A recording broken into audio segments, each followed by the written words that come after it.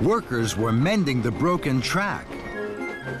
The broken track was very bumpy. Thomas bumped and jumped. The books jiggled and joggled. Then Thomas hit the biggest bump of all. Whoa! Cinders and ashes! The freight cars bounced high in the air. They crashed and bashed. They clattered and shattered down to the tracks. Thomas put on his brakes.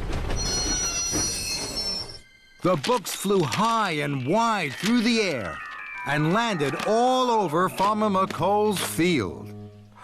Oh my! The freight cars are broken.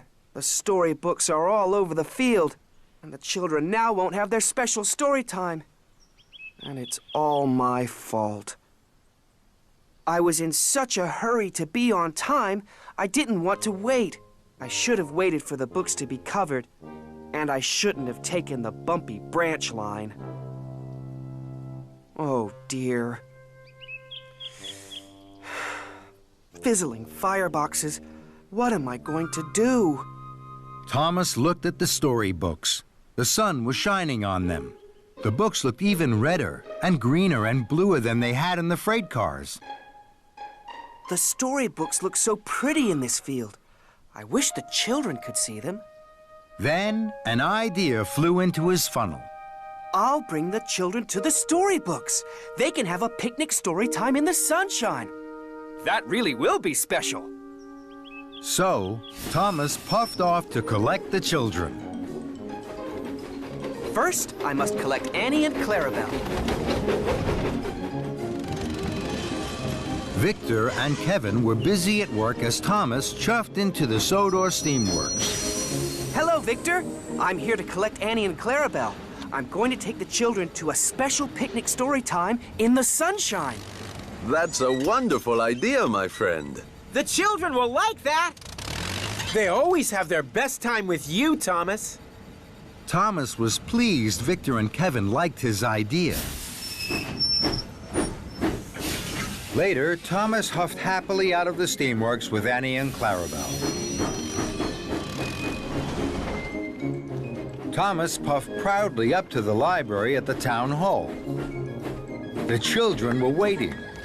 They were very surprised to see Annie and Clarabelle instead of cars of storybooks. Today, I'm taking you to an extra special story time. It's a picnic story time in the sunshine. All aboard! The children had never had a picnic story time. They thought it was a wonderful idea. Thomas blew his whistle and chuffed cheerfully away. Thomas puffed towards the junction. This time, Thomas waited.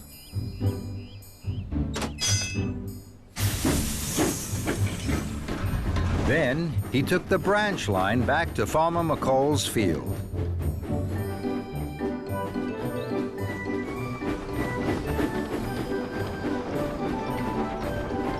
Thomas chuffed slowly and carefully up to Farmer McColl's field. Here we are, the Picnic Story Time Special. The children cheered. They could see all the different colored books in the field. They were very excited. This was the best story time ever. Thomas watched as the children ran onto the field. They each picked up a book, and their teacher began to read with them.